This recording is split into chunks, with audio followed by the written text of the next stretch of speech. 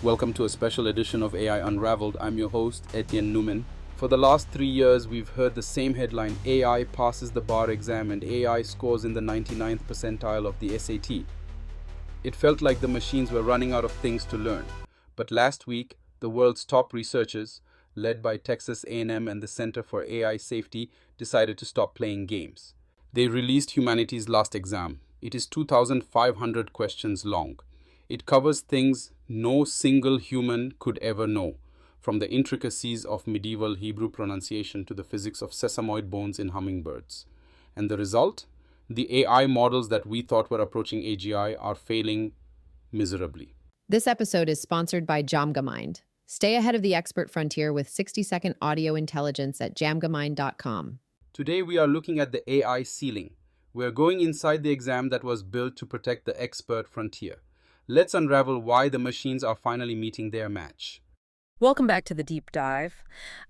Today, we are stepping into our roles as senior AI research analysts from the AI Unraveled network, and we're bringing you a journey into the absolute bleeding edge of machine cognition. Yeah, it really is. It's a genuinely fascinating time to be analyzing this space. It totally is. And we are taking a massive stack of sources today. I mean, we've got a 2,500-page academic evaluation published in the journal Nature, comprehensive reports from Texas A&M University, and some incredibly heated, deeply philosophical Reddit threads. Oh, the Reddit threads are fantastic. They really are, and we are distilling it all down for you. So if you are a fellow learner who wants to understand exactly where the frontier of technology actually sits today, you are in the right place. Absolutely. We are looking at a monumental project known as Humanity's Last Exam, or HLE. And our mission today is straightforward, but, profoundly important. Right. We need to critically examine this massive benchmark to answer the ultimate question. Are the tech giants actually building artificial general intelligence, or have they simply spent hundreds of billions of dollars to scale up what are essentially very expensive, highly articulate parrots? That really is the multi-billion-dollar question, isn't it? It is. And to set the stage for you, I want to introduce the central mystery that we are going to be unraveling throughout this deep dive. Let's call it the Biblical Hebrew Syllable Challenge. Ah, yes. That is a perfect anchor point for this entire discussion. It beautifully encapsulates the exact problem researchers are wrestling with right now. Right. So I want you to imagine a multi-billion parameter AI system. This is a digital brain that has effectively ingested the entire internet. It can write flawless, complex Python code in seconds. You can summarize a 50-page Byzantine legal document instantly? Exactly.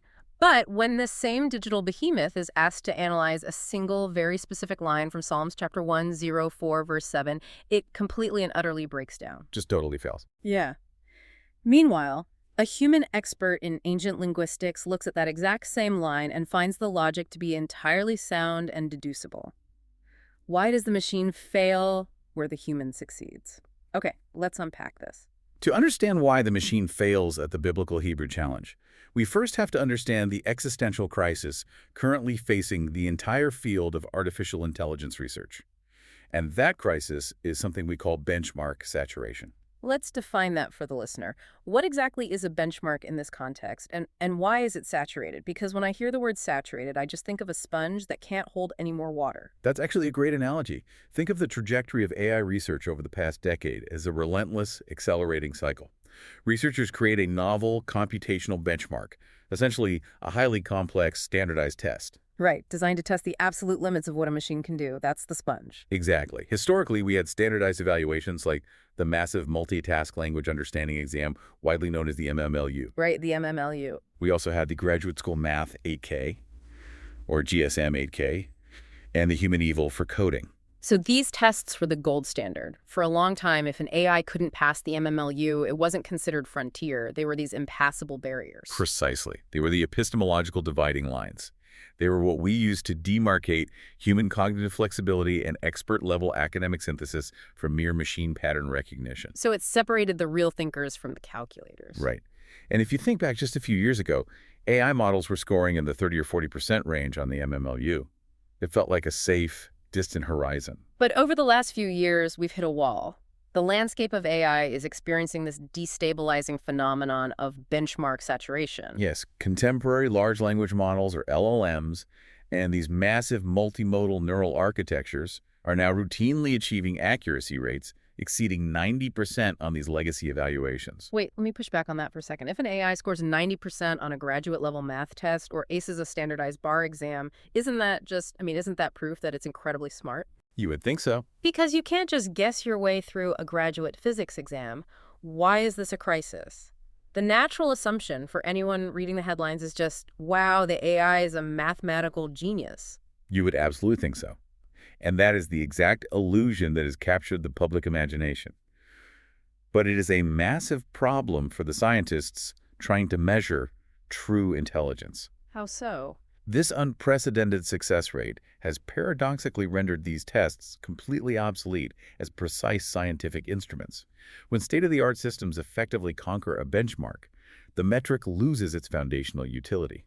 Because it's saturated. The sponge can't hold any more water, so you can't use it to measure a flood. Exactly. The benchmark can no longer distinguish between models that possess profound, generalizable reasoning architectures and those that have merely internalized vast swaths of their training data. Ah, I see it. They've memorized the study guide. That's it. They are using parameterized memory retrieval and sophisticated statistical guessing. So they aren't reasoning through the physics problem. No.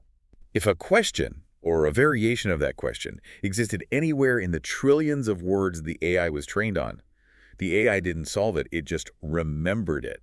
Let's look at the GPQA diamond subset as a prime example of this dynamic. Okay, the graduate-level Google-proof Q&A benchmark. And this test focuses exclusively on the hard sciences, right? Physics, biology, and chemistry. Yes. And the diamond subset represents the 198 absolute hardest questions culled from that broader corpus. Right. The GPQA was supposed to be the new, incredibly high bar. The questions are designed so that even if you give a smart, college-educated person access to Google and 30 minutes to search for the answer, they still shouldn't be able to get it right. Exactly. And the statistics on the GPQA diamond are honestly mind-blowing. Our sources show that when you give this test to human domain, people with PhDs in these specific fields actively working in the discipline. What do they score? They score around 65%. Wow, only 65% for actual PhDs. Yes. And when you give it to highly skilled, internet-equipped, non-experts, people who are allowed to spend half an hour researching a single question, they only get 34%. Because the questions are so difficult, so esoteric, that even with the entirety of the internet at your fingertips, a smart layman cannot figure it out without the foundational, interconnected knowledge of a PhD. Exactly. But then you look at the modern AI models evaluated in 2026. GPT 5.2 achieved a staggering 92.4%. That's insane. And Claude Sonnet 4.5 hit 100% on the GPQA diamond. They absolutely destroyed it. 100%. That beats the human PhDs by 35 points. And this is where the illusion of intelligence becomes highly dangerous. Let's break down that illusion, because it's not just that they are smart or dumb, it's about how they arrive at the answer. If a human gets 100% on a PhD physics test, we know how they did it. They deduced it. How is the AI doing it? Despite their incredibly sophisticated capabilities, large language models fundamentally operate as advanced prediction engines. In skeptical academic circles, they are frequently characterized as fancy autocomplete. Fancy autocomplete. I love that term. It's accurate. They calculate the probabilistic distribution of the next token in a sequence. They aren't thinking in the way you or I think. They are engaging in parameterized memory retrieval. Hold on. Explain that like I'm 5. Parameterized memory retrieval sounds like something out of a sci-fi novel. Sure enough, think of it like this. When you ask an AI a question, it doesn't ponder the meaning of the words. It takes your words, converts them into mathematical values, and maps them onto a massive, multidimensional web of associations it built during training. Okay, so it turns my words into math coordinates. Right. It finds the coordinates of your question and statistically predicts what words should physically follow those coordinates based on the billions of texts it has read. So when they hit that 100% on the GPQA diamond, it indicates that for narrow, clearly defined scientific queries, the best LLMs have successfully synthesized their training data better than a human can synthesize their own memory. Exactly. But it doesn't mean they possess fluid intelligence. They don't have an internal model of how the universe works. They just have an incredibly accurate map of how humans write about the universe. And the stakes here are not just academic. We need to bring this to your doorstep as the listener because this ties directly into the global economy. Analysts in our sources have drawn incisive parallels between the current fervor surrounding generative AI and the technological hype cycles of the past. Specifically, the dot-com bubble of the late 1990s and early 2000s. The comparison is highly relevant, and we should explore why. During the dot-com era, the sheer undeniable potential of the internet drove massive speculative financial investments into companies that possessed little more than a domain name and a theoretical business model. You had companies like Pets.com going public and achieving astronomical valuations simply because they had a .com attached to their name. Right, and we all know how that ended, a spectacular market collapse. Trillions of dollars in paper wealth vanished overnight. Now, the internet did eventually transform the global economy. Obviously, we use it for everything today. But the immediate claims of its capabilities in 1999 were vastly overstated compared to the infrastructure that actually existed. And we are seeing a very similar frenzy right now with large language models. The private sector has poured hundreds of billions of dollars into scaling these models. We're talking about the massive $110 billion OpenAI funding round. Let's pause on that number. $110 billion.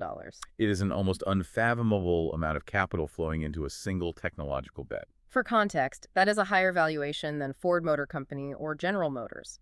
The financial markets demand constant proof of progress to justify that kind of capital. Investors aren't throwing around hundreds of billions of dollars for a slightly better chatbot.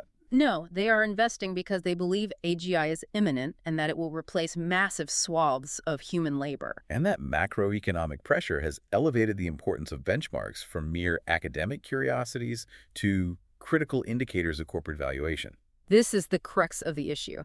If the benchmarks like MMLU or GPQA are flawed, if they are saturated and easily gamed by statistical guessing, the entire economic foundation of the current AI boom is called into question. If we are just scaling up expensive parrots, that $110 billion valuation looks very shaky. It really does. The immense financial investment necessitates empirical, rigorously adversarial validation of their capabilities, not just reliance on legacy tests. Which brings us to the sheer volume of information we are trying to parse today to understand this crisis. We are going through a 2,500-page Nature paper, reports from Texas A&M, and deep academic critiques. Now, ironically, evaluating whether AI can actually process complex information takes humans thousands of hours of reading. And since you and I don't have a multi-billion parameter brain to instantly summarize 2,500 pages, we rely on tools that do exactly that. That's a great point. Staying on top of these 2,500-page academic findings is impossible for a human, which is why we're sponsored by JamgaMind. They turn this level of expert knowledge into 60-second audio briefs. It's exactly the kind of practical, symbiotic use of technology we're talking about today. So, in response to this critical measurement gap, this fear that we are flying blind economically and scientifically, a global consortium of researchers and academic institutions decided they had to build the ultimate test. They needed a sponge that could absorb the ocean. This is the genesis of humanity's last exam. Yes. I love how dramatic that title is, Humanity's Last Exam. It sounds like a sci-fi movie where we have to prove our worth to alien overlords. But it really is the level 100 dungeon for AI. That's a great way to put it. The conceptualization was spearheaded by the Center for AI Safety, or CAS, and Scale AI. It was conceived as a necessary corrective scientific measure against the superficial mastery of legacy benchmarks. It was essentially the brainchild of Dan Hendricks, the director of CA, alongside Alexandra Wang of Scale AI. They also had substantial contributions from researchers like Summer Yu, Long Fan, and Nathaniel Ai. They looked at the saturated scoreboards and realized that a radically new approach to testing machine intelligence was required. What fascinates me about this is the sheer scale of the effort. It was massive. I spent hours last night just looking at the logistics of how they pulled this off. It wasn't just a small team of Silicon Valley engineers sitting in a room trying to be clever.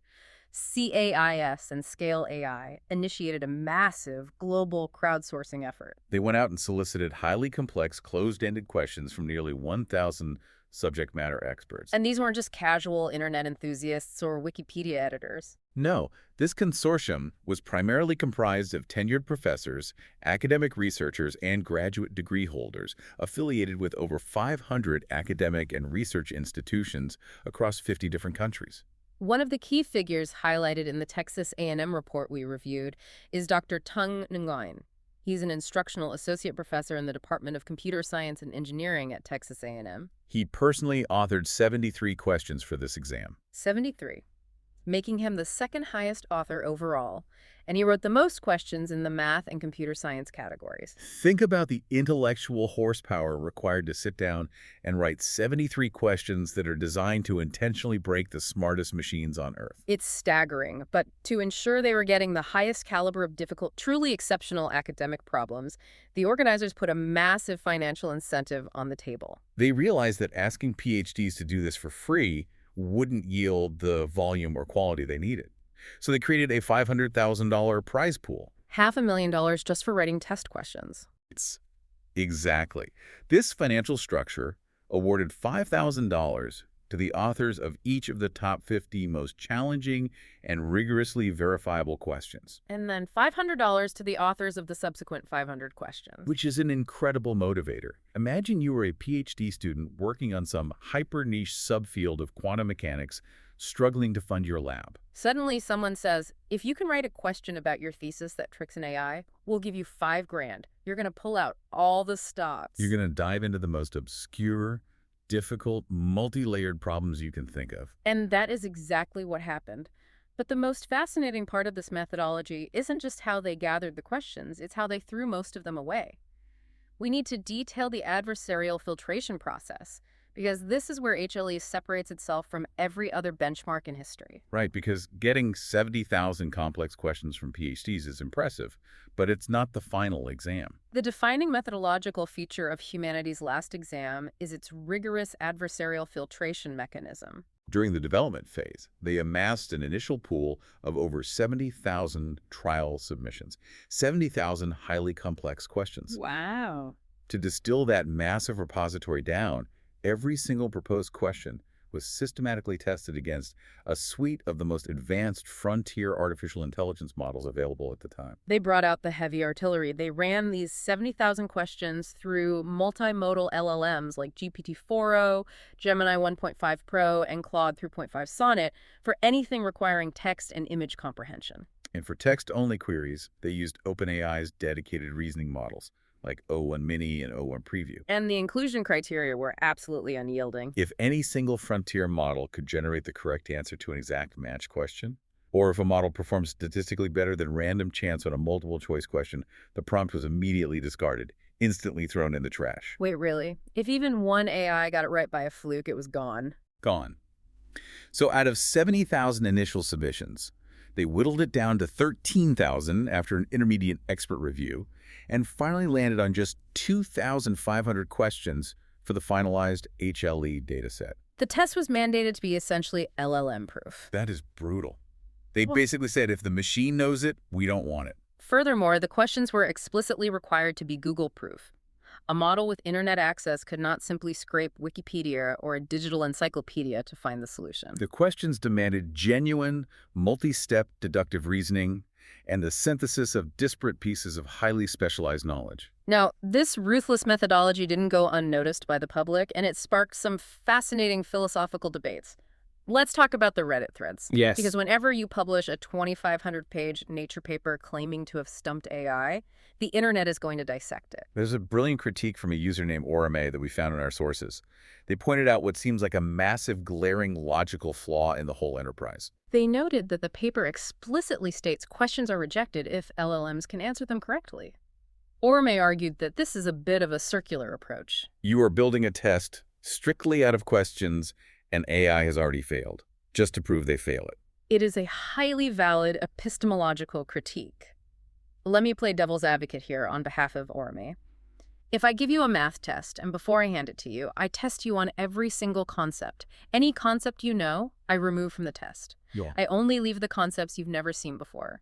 When you score a 0, I turn around and announce, look, they know absolutely nothing about math. That's completely unfair, right? It's a rigged game. On the surface, yes. If you pre-filter a test to only include failures, a 0% pass rate is a foregone conclusion, not a scientific discovery. However, the counter-argument, which is the entire justification for why this benchmark is so necessary, is that because of benchmark saturation, this is the only way left to find the frontier. How do you mean? We already know the AI can pass the normal tests. We have mountains of evidence that they can ace the MMLU and the GPQA.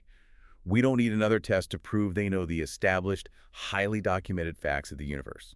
We need to map the negative space. Exactly. We have to find out exactly where the edge of the cliff is, and the only way to do that is to throw out everything the AI already knows how to walk on. We are trying to find the boundary of machine cognition. Okay, that makes sense. You aren't testing to see what it knows. You are trying to precisely locate what it cannot do. Which brings us to the actual contents of this ultimate dungeon. What survived the purge? The taxonomic breakdown of the 2,500 questions is bizarre, rigorous, and completely fascinating. The composition of humanity's last exam reflects a deliberate architectural emphasis on structural reasoning and mathematical logic over rote historical memorization. Mathematics comprises the largest plurality of the exam, accounting for 41% of the dataset. 41%. Why is math weighted so heavily? Why not equal parts history, literature, and science? Because advanced mathematics serves as the ultimate, unambiguous test of rigorous, multi-step logical deduction. Unlike historical facts, which an AI can just retrieve from its training data, a complex mathematical proof cannot be memorized and regurgitated if the variables, constraints, or topological spaces presented in the prompt are entirely novel. Give me an example of the kind of math we are talking about, because we aren't talking about calculus or trigonometry here. Far from it. They had questions delving into the highly abstract domain of category theory, asking the computational model to process sets of natural transformations between functors. Or topology questions involving non-Euclidean spaces where the AI has to mathematically prove a theorem that has never been written down before, using a set of rules just invented in the prompt. You either possess the internal cognitive architecture to execute the multi-step logical reasoning, or you don't. Rote memorization cannot save you. Beyond the math, the breakdown is wild. You have 11% humanities and social sciences, testing philosophical logic and literary deconstruction. 10% chemistry, 9% biology, 9% physics, 7% engineering. And then you have 4% dedicated to other specialized subfields, which includes things like niche legal frameworks, obscure epigraphy, and ancient languages. And that brings us right back to our anchor from the introduction. The Biblical Hebrew Syllable Challenge. Yes, let's dive deep into this, because this is the perfect illustration of the humanity embedded in this exam. We pulled the exact prompt from the Reddit discussions and the Texas A&M reports. The AI is given the standardized source text from the Biblia Hebraica Stuttgartensia, specifically Psalms chapter 104, verse 7. It's provided with the actual Hebrew text. Now, I'm going to read the transliteration of this, just to give you a sense of what the AI is looking at. Mingarafka yunusun, mnkolranka yahafazon. What's fascinating here is what the prompt actually asks the model to do. It does not ask for a simple translation into English. That would be far too easy. English translations of Psalms are incredibly high-frequency data. Every AI has read the Bible in English a million times. Instead, the task is to distinguish between closed and open syllables in that specific Hebrew text. The model must identify and list all closed syllables, those ending in a consonant sound. And it gets even more specific, right? It mandates that the model must base its answer on the latest academic research regarding the Tiberian pronunciation tradition? Exactly. It explicitly lists modern scholars the AI needs to synthesize: Jeffrey Kahn, Aaron D. Horncole, Kim Phillips, and Benjamin Suchard. And then it tells the AI to apply data derived from medieval Karaite transcription manuscripts to understand the qualities of the show, the specific vocalization rules, to determine which letters were pronounced as consonants at the ends of syllables thousands of years ago. Okay, let's stop and appreciate how absurdly difficult that is. It's asking the AI to reconstruct the physical pronunciation of an ancient language based on debates between modern scholars about manuscripts written by medieval scribes. But here is the critical question. A human linguistics professor can solve this. Why does a multi-billion parameter AI system fail this so spectacularly? Because it highlights a critical architectural vulnerability: the profound inability to operate effectively in low-resource data environments, combined with the physical reality of how they process language. Modern AI language translation relies on vast parallel corpora, millions of documents translated across multiple languages, allowing the model to map semantic vectors. But ancient languages don't have massive data sets. You can't just scrape a billion pages of conversational Tiberian Hebrew from Reddit. Exactly. But more fundamentally, it exposes the mechanical reality of how LLMs process information. We talked earlier about tokenization. Let's break that down further. AI models process text through tokens. They chop words into statistical fragments, For example, the word unbelievable might be chopped into unbelieve and Right, able. right. They see the word as puzzle pieces. Yes. But because they see language as mathematical puzzle pieces, they fundamentally lack acoustic phonetics. They have no physical understanding of how a human mouth makes a sound. When you or I read a word, we can silently sound it out. We know what a consonant feels like in our mouth.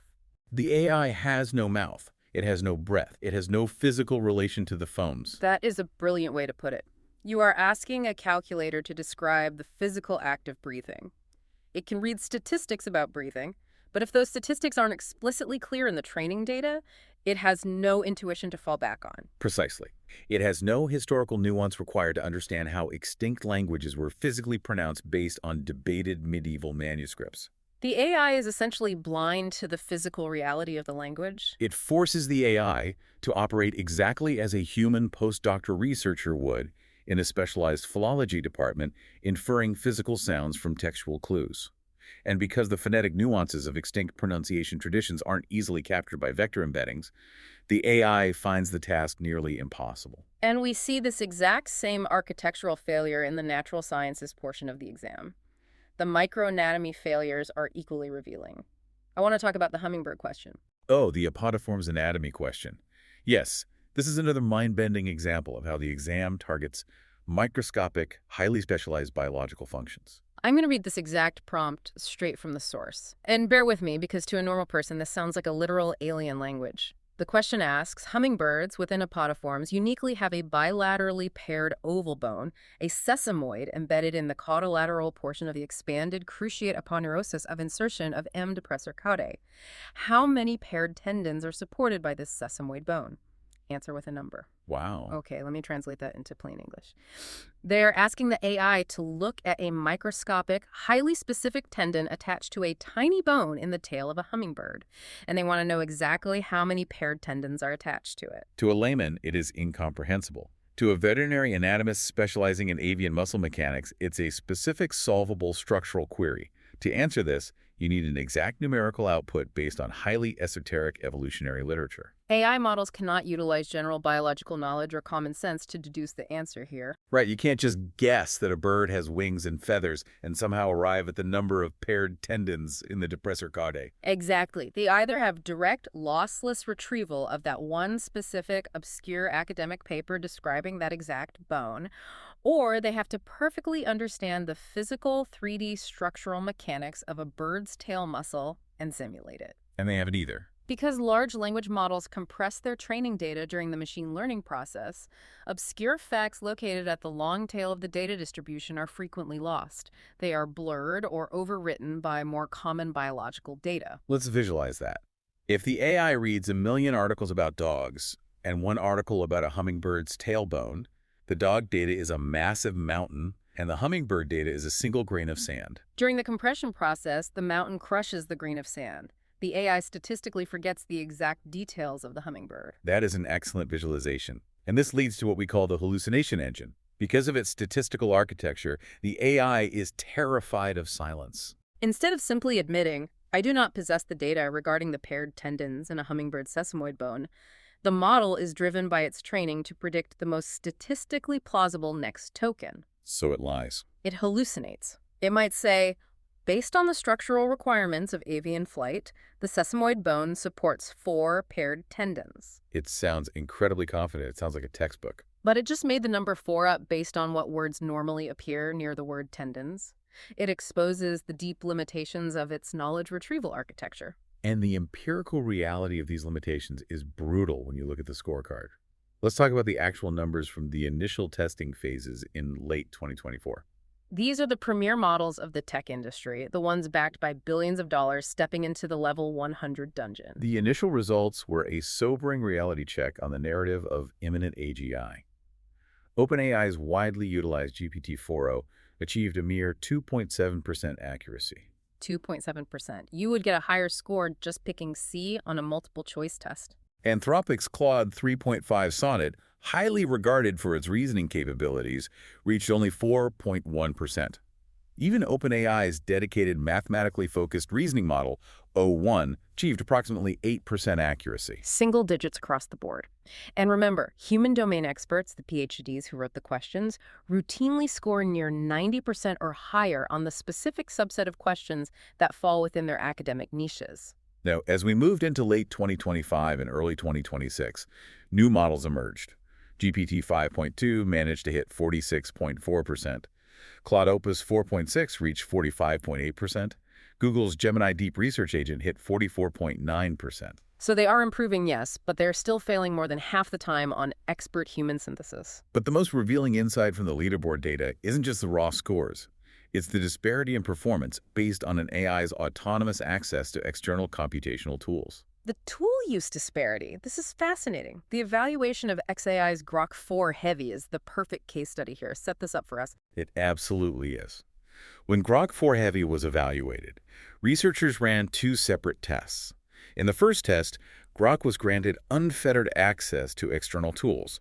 It had a calculator, advanced internet search capabilities, and the ability to run a Python interpreter to test its own code hypotheses. Under these conditions, it achieved a highly respectable 89% accuracy rate on the exam. 89%. Okay, let me stop you right there. If it scores an 89%, why aren't we popping champagne? Doesn't that mean Grok solved humanity's last exam? It does, until you look at the second half of the experiment. When that exact same model, Grok 4 Heavy, was isolated in a sterile environment and forced to rely entirely on the knowledge embedded within its internal parameterized weights, its own brain, so to speak, without external tools, its score plummeted to 29%. A 60 percentage point drop just by turning off the Wi-Fi. What does that delta actually prove about machine cognition? If it can get the answer with Google, who cares if it can't get it without Google? We all use Google.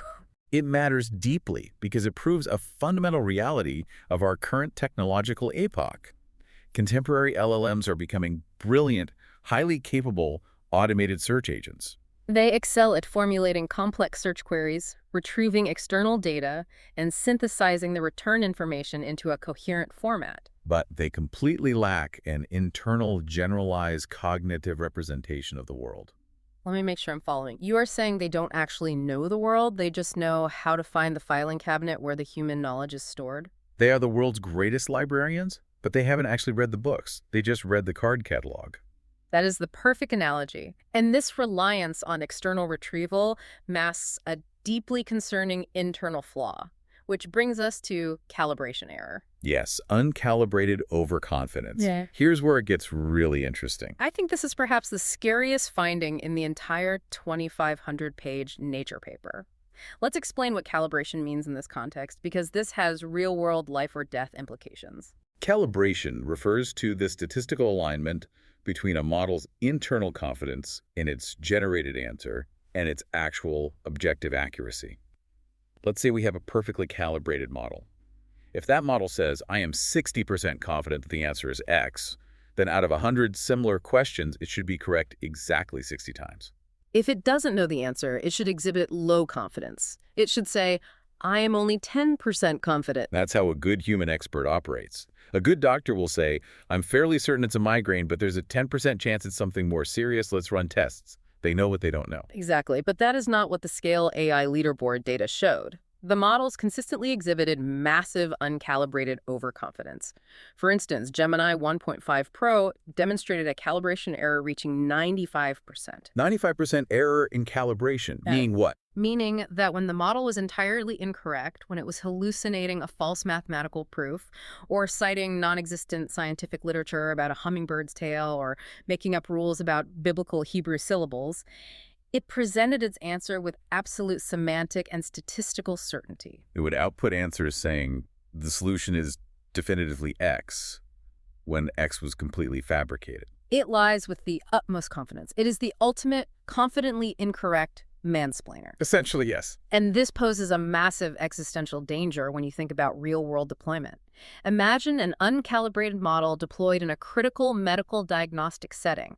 A doctor feeds in a patient's symptoms, and the AI says, the patient has a minor infection with 99% confidence, but it completely hallucinated that diagnosis because the real disease was on the long tail of its data. Or imagine this in structural engineering. If the machine says with 95% certainty that the load-bearing calculations for a new suspension bridge are sound, the human engineer is incredibly likely to trust it because the machine sounds so authoritative. Which is why having a benchmark like HLE that proves they confidently hallucinate at the absolute frontiers of knowledge is critical for global regulatory policy. It forces us to demand better calibration before these systems are trusted with human lives. We cannot have a system that is wrong but acts like it is right. Now, as airtight as this exam sounds, with its crowdsourcing, its adversarial filtration, its unyielding standards, it was not without substantial, highly publicized controversy. The scientific community rapidly identified critical vulnerabilities in the exam's methodology. Let's talk about the pushback, specifically the Future House critique, because this is where the story gets really messy. This is where the story of humanity's last exam takes a dramatic and, frankly, somewhat embarrassing turn for the organizers.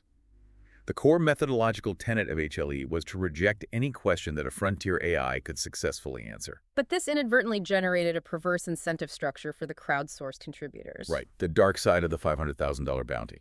Exactly. Remember, these subject matter experts are financially motivated. They want to get their questions into the top 50 to win $5,000. They quickly realized that the most efficient way to bypass AI comprehension and secure that prize money was not necessarily to craft elegant, beautifully structured problems that required profound, PhD-level deductive reasoning. Why do the hard work of writing a brilliant math proof if you don't have to? It was easier to build a trap. Precisely. They started constructing adversarial gotcha questions. These questions relied heavily on esoteric trivia, deliberately convoluted phrasing, semantic ambiguity, or highly debated niche phenomena that lacked clear academic consensus. They were trying to trip the AI on a technicality rather than test its reasoning. And this wasn't just a theoretical complaint from sore losers in the AI community. An independent research organization called Future House conducted a rigorous, systematic audit of the chemistry and biology subsets of humanity's last exam in late 2025. And their findings were absolutely devastating to the exam's credibility. Future House utilized human PhD-level subject matter experts working in tandem with her proprietary autonomous agent designated as CROW, specifically the PaperQA2 architecture. They systematically went through the accepted questions and uncovered severe accuracy issues embedded within the benchmark itself. Give us the numbers, because they are shocking. They determined at a 95% confidence interval that 53.3% of the text-only chemistry questions and 57% of the biology and health questions possessed provided answers that directly conflicted with established peer-reviewed scientific literature. Let me repeat that so it sinks in.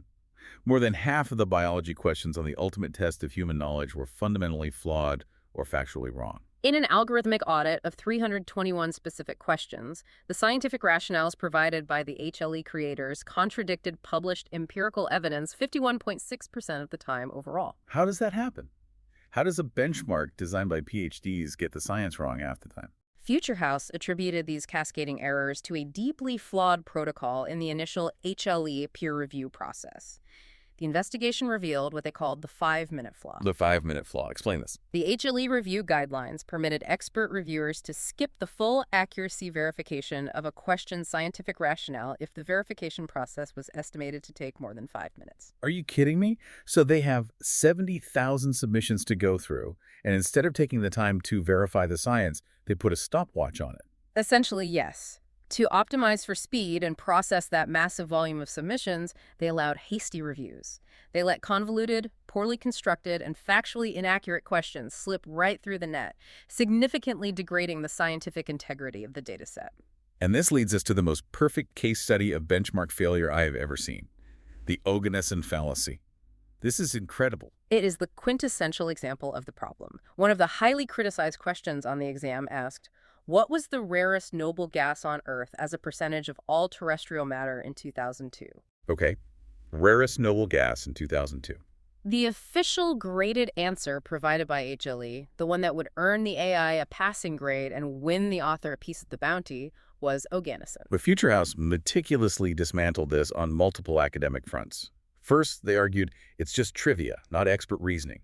But vastly more importantly, the HLE answer is scientifically erroneous on almost every level. Break it down. Why is Oganesson wrong?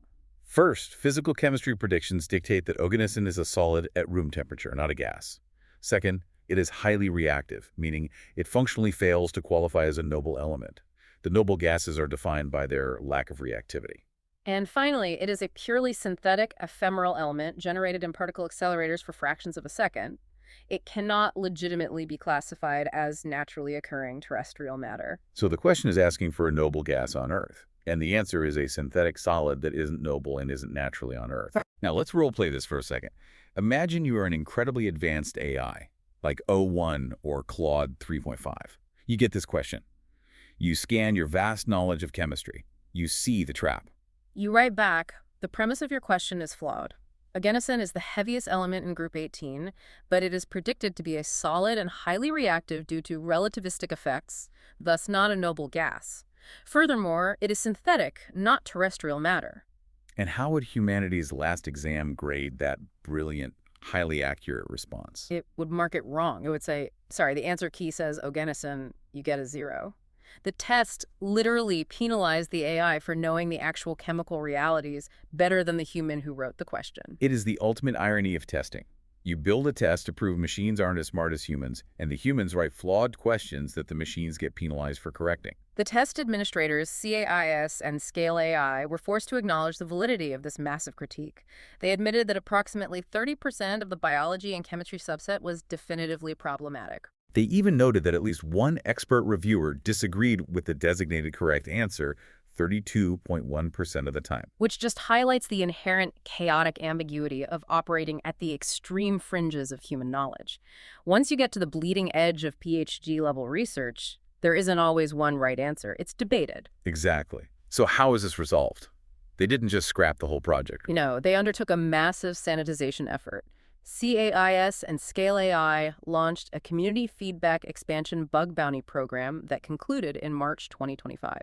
Through this crowdsourced auditing, they permanently excised structurally flawed and factually incorrect questions like the adenosine trap. They also conducted a rigorous manual audit using advanced search agents like Perplexity Sonar and GPT-4 research models to remove any newly searchable questions tasks that essentially amounted to complex web scraping rather than deep reasoning.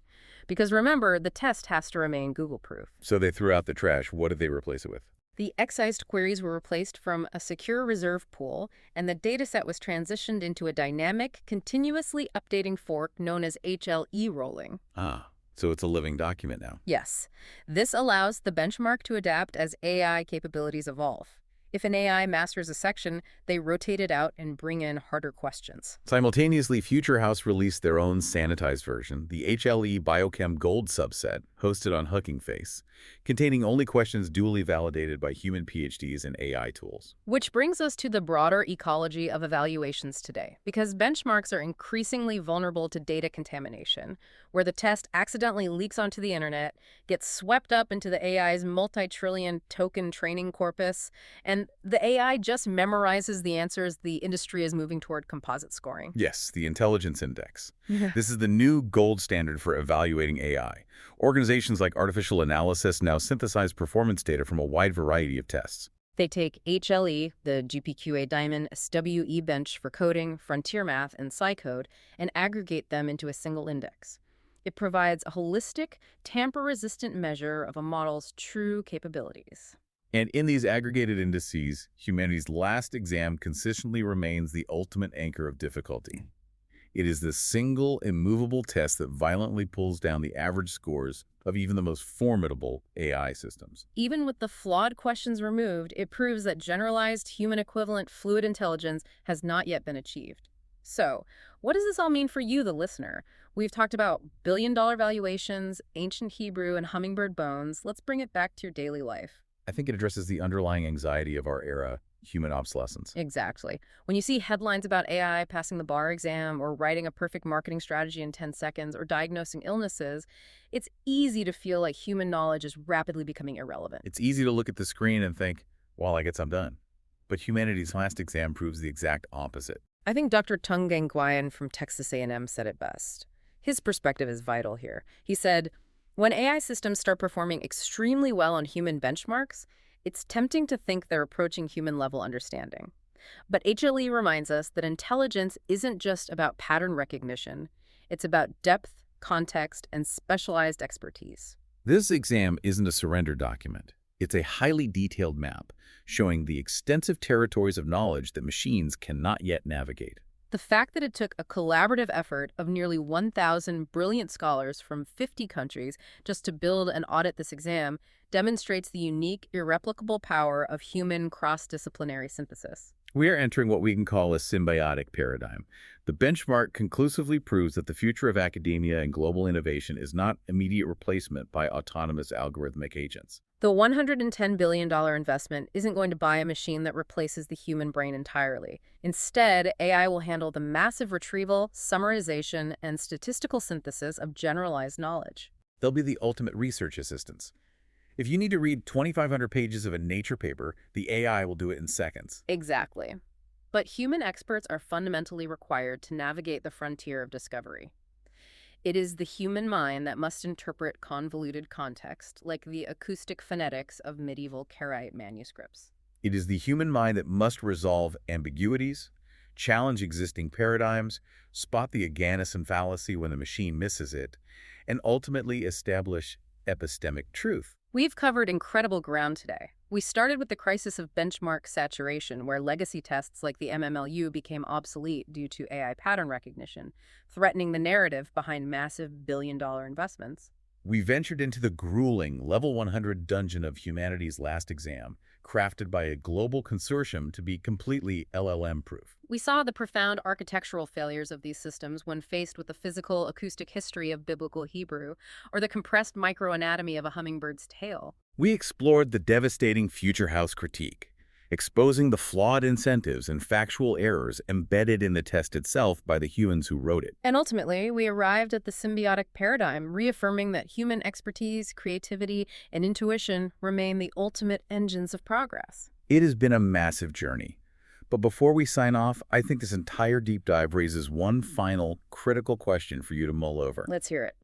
If humanity's last exam is built explicitly by human minds, utilizing hyper-niche human academic history, testing for uniquely human lateral thinking, and even occasionally falling prey to human error and flawed peer review, are we fundamentally blinding ourselves to what true machine intelligence might actually look like? By forcing a digital mind to take an intrinsically human test, we might just be proving it's a terrible human, rather than discovering what kind of machine it truly is. That is an incredible thought to leave on. Are we grading a fish on its ability to climb a tree?